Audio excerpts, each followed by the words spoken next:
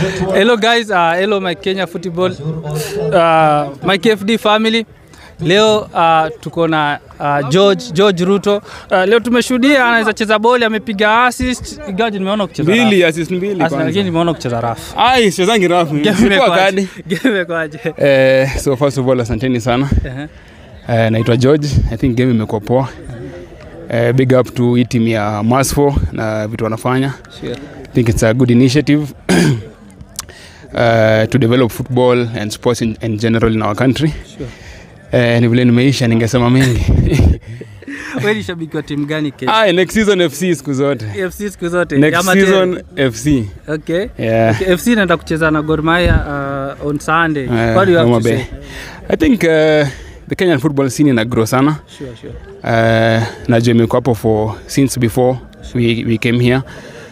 But we need to find ways in which we can sort of improve it. Sure. We see how hizi magame mafans wanakasirika, wanavunja infrastructure, which costs a lot of money. So I think it's something we need to fix as our culture as Kenyans, as football fanatics.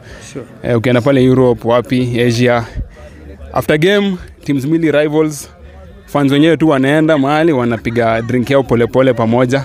We should embrace that. Si ati fan wa Gor anajipata Stanza FC anapigwa, anatukanwa nini.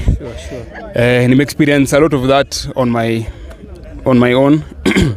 Nikifanya tona za mtaa. Sure. Tulikuwa na gig ilikuwa inaitwa 82 Sports. Sure.